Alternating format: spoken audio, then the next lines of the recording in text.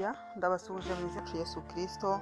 Amahoro y'Imana nabane namwe mwese, umugisha wayo ubagereho, ubomeho iminsi yose, mugubwe neza kandi ndanezerewe rero ko Imana duhaye umwanya kugira ngo dukomeze tuganire ku ijambo ryayo, dusome umusomyi wacu. Uyu munsi rero twakomeje mu gitabo cy'Itangiriro, twahereye ku bice 44, ni ugukomeza ku bice twari tugezeho. Uyu munsi twasomye ibice 44 byo mu Itangiriro na 45 ndetse na 46, dusoma no muri Luka ibice 18. Nsoma aya magambo numvishije ngize intego cyangwa se nabonyemo intego, umutwe uhagarara iki cyigisho uvuga ngo umugambi w'Imana ntujya upfa. Ahangaha natekereje ku mugambi w'Imana wabanye n'uyu mugabo witwa Yozefu, umwe mu bahungu ba Yakobo. Tumaze iminsi dusoma izi nkuru zigendanye na Yakobo n'abahungu be n'imiryango 12, abana be, abahungu be, ibyo bagiye banyuramo bitandukanye, uburyo bagiye babana. Tumaze iminsi dusoma uburyo bagurishije mwene se Yozefu, baramugurisha. Ariko iyo usomye ijambo ry'Imana usanga mu by'ukuri ntabwo ari bo babikoze, ahubwo wari umugambi w'Imana, kubera ko hari icyo yashakaga gusohoza kuri Yozefu, kandi ikagira n'ikindi kintu cyangwa se n'inyigisho iha umuryango we, harimo na se ubabyara Yakobo. Imana ishimwe cyane. Mu bice twasomye rero batubwiye uburyo Yakobo yari yarasigaye wenyine, hanyuma abahungu be bajya guhahira muri Egiputa aho Yozefu yari ari. Bagezeyo ntabwo bo bigeze bamenya Yozefu. Ari Yakobo yumvaga ko umwana we inyamaswa zamushimuse, zamuriye.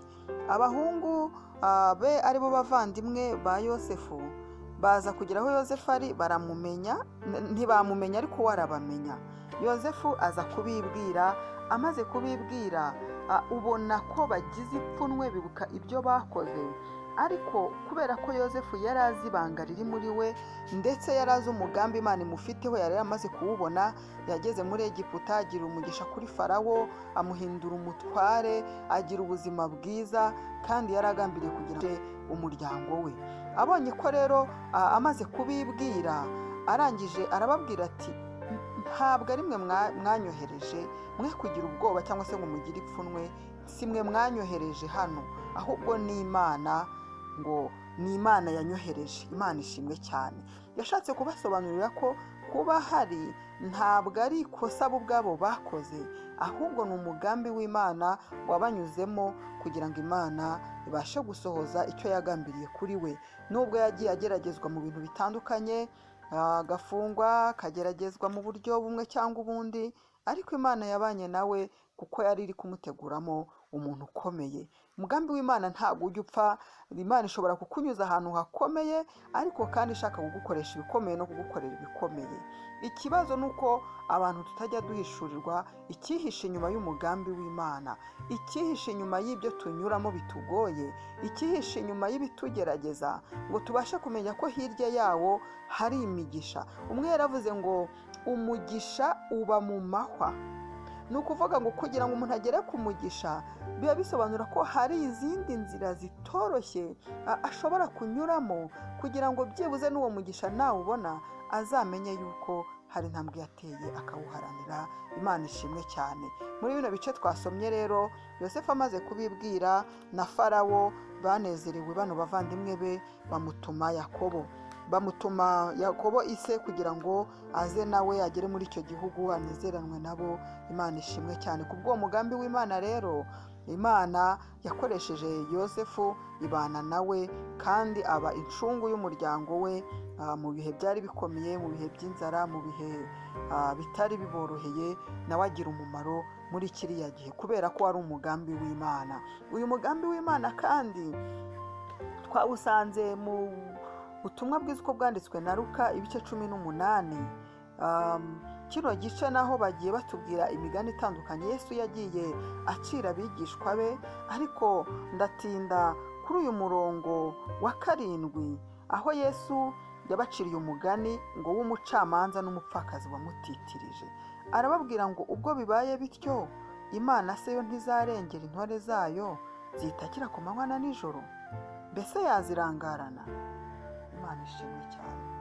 Ibi ni ibintu bigaragaza yuko iyo unambye kuwiteka, iyo umukomeyeho ukamwizera, ntabwo ajya ananirwa kukumva. Ahubwo ikintu kijya kitugora cyangwa se gituma rimwe na rimwe ibyo twifuza tutabigera nk'uko byakabaye, ni uko turambirwa, tukumva yuko Imana yaturetse, umuntu akumva yuko wenda itumva no gusenga kwe. Uyu mugani w'umucamanza ndetse n'umupfakazi, umucamanza mu bigaragara yari umukire, hanyuma umupfakazi nawe yari umukene, ngo akajya kumutitiriza kugira ngo amurengere. Uyu mucamanza yamurengeye atari uko afite umutima wo kumurengera, ahubwo kwari ukumwikiza, ariko nawe yabaye inzira y'igisubizo cy'uyu mupfakazi. Hano harimo isomo ryo kutarambirwa, gutitiriza, kwihangana mu bigeragezo, mu ntambara umuntu akihangana, ugahagarara ku cyo wavuganye n'Imana, ukayisega, ubundi warangiza ugakiranuka, noneho ugategereza umugambi wayo. Uyu mupfakazi rero yaramutitirije. Biragaragara ko atari inshuro imwe yaraje kureba uyu mucamanza kugira ngo amurengere. Yarazaga akamunyuraho akigendera, bugacya akongera akamunyuraho ntagire icyo amuvugisha, ariko ageze aho aravuga ati uyu muntu ngiye kumwikiza, ngiye kumukorera icyo yifuza, aho kugira ngo akomeze njye mubona ahangaha, cyangwa se ajya ntera ibyo basigaye bita ngo stress. Ariko ikibazo kikatubaza ngo mbese ubwo bibaye bityo, Imana yo ntizarengera intore zayo zitakira ku manywa na nijoro? Mbese Imana yananirwa kuturengera? Imana ari ubwayo, niba umuntu udakiranuka abasha gukorera undi neza abikoreshejwe n'Imana, Imana y'ubwayo twebwe dusaba direct izabura ite kuturengera? Ntabwo yabikora, ntabwo yaturangarana. Umugambi w'Imana kuri twebwe ni mwiza, biradusaba gukomeza kwihangana, bikadusaba gukomeza gutegereza no gutitiriza, kandi tukizera yuko Imana ishobora byose. Imana rero ikomeze kuduhana umugisha. N'iryo jambo nagira ngo tuganireho kuri uyu munsi, tumenye yuko umugambi w'Imana ntabwo ujya upfa, kandi Imana ngo ntabwo izanirwa kurengera intore zayo zitakira ku manywa na nijoro, ntabwo izabaranganana. Mukomeze kugubwa neza, kandi Uwiteka akomeze kubana namwe, abakomereza amaboko mu izina rya Yesu, amen.